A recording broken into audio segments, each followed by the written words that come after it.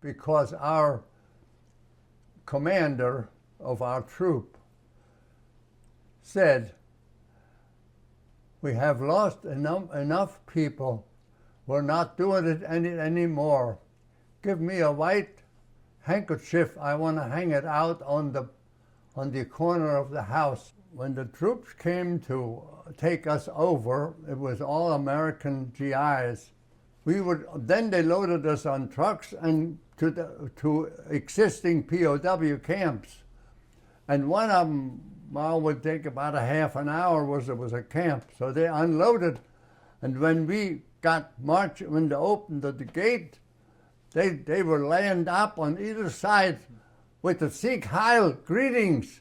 When we marched in there and we looked at each other and said, they are nuts. That's what we said. I'm not in English, but in German. They don't know what's going on over there. And when we told them that we come from Italy and where we were captured, somebody came quickly to us and said, keep your mouth shut. These are super Nazis here. They were captured in Africa. They think we were winning the war. They were lying to each other.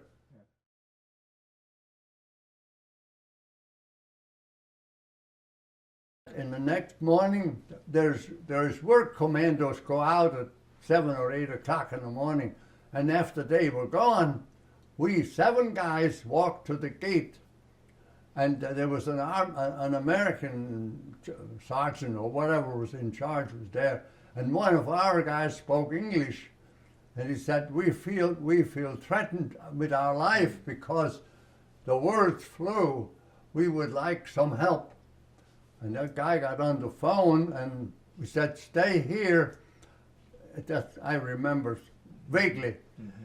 And a while later, an officer must have been contacted, and they said, everybody get ready, open the gate. We were took out and put in a civilian house, which was empty for us, and we stayed there. I don't know whether we had a guard or not, but we were POWs, and that was the end of that camp. But we were in that house for 6 or 7 days before they had this all organized. Two cars came and loaded us 7 or 8 people up and took us up to Indiantown Gap in Pennsylvania. It was a military camp, and there was bedrooms. I mean, they were like 20 or 30, they were long buildings, 20 or 30 beds. I was in charge of a group of about 10 people that were service people to that big mess hall. They served 12 to 1,500 soldiers every meal. And they needed 40 or 50 POWs. It was a great big place to do all kinds of work.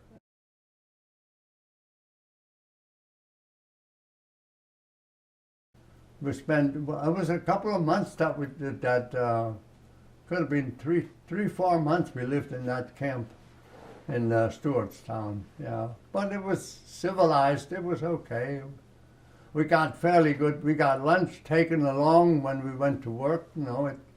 They made the lunch for us, so before you left, you collected, you get your lunch ready, and then they took us by truck somewhere to the farms from morning at 7 to evening at 6 or 7. Mm-hmm. And I spoke English, and I learned English by then, and I got this commando, and any problem came along, I had a lieutenant, an American lieutenant, to bring the problems to him, and he will settle it, you know. We were shipped on a beautiful troop ship, like your troops were transported. Mm-hmm. 406 high, good food. Well, POW, like POW, normal food, nothing extra, nothing big, but good service. And we landed in Belgium. We didn't know, we had no idea. While we were over there, unloaded, took us in Belgium on a camp on a mountain, tent camp. We were, I don't know how many thousand or 100 POWs.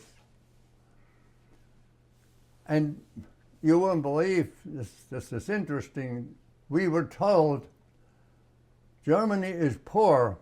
Take along what you can carry, what you will be using, your toiletry, and a few things that will not be available in Germany. If you have a chance here to buy it, take it along.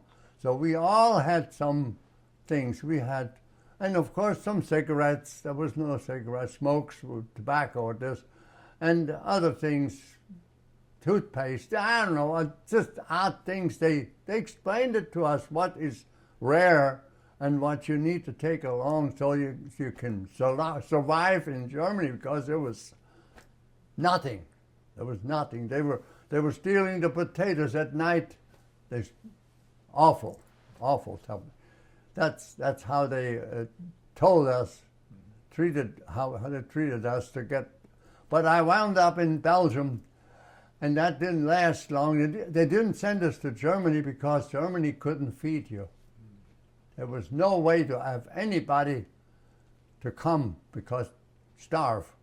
No, not enough food. So we stayed in Belgium for about 2 or 3 weeks on a mountain, tent camp, lousy. Food, crackers, water, oh, terrible. They didn't want to feed.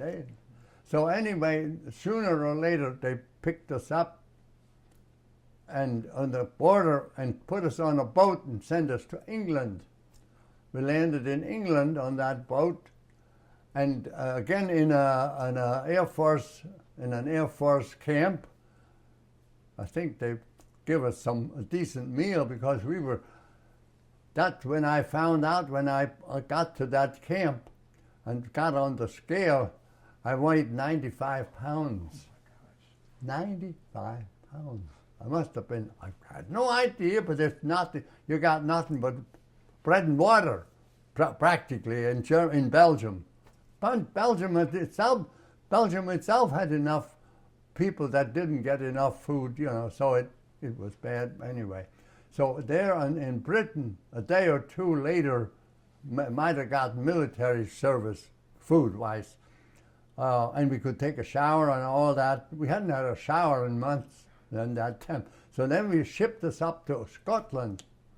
In Scotland, we went into a sports facility.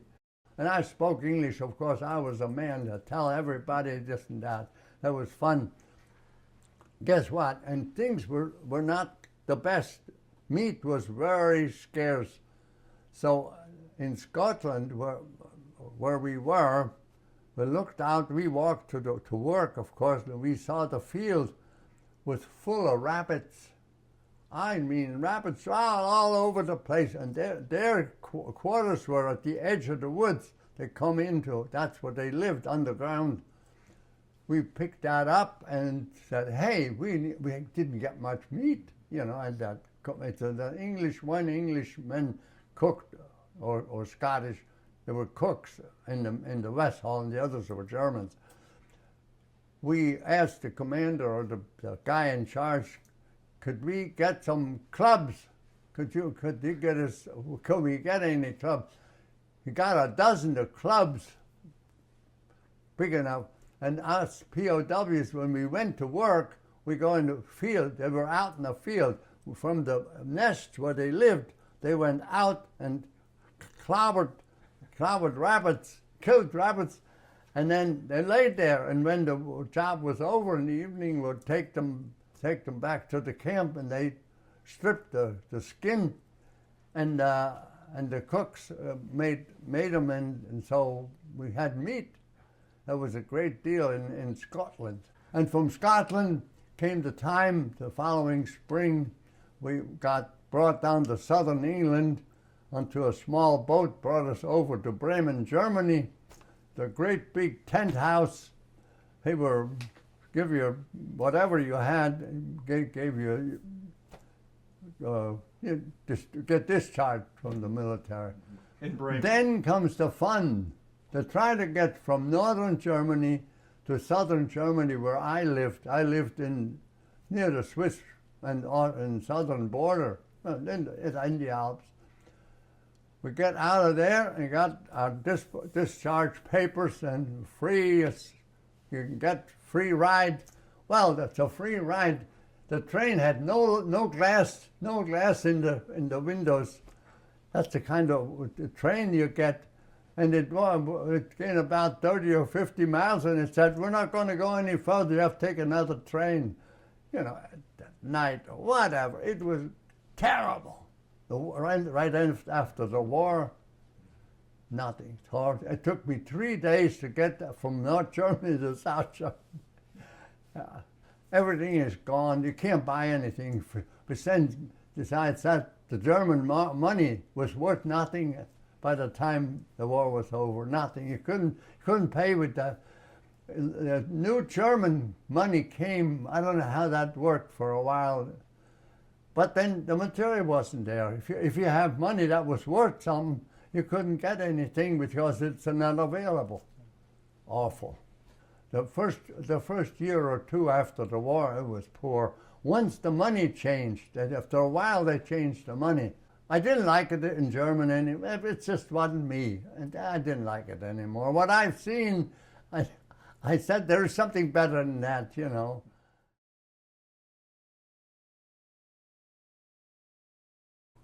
I don't even remember what year I come here. But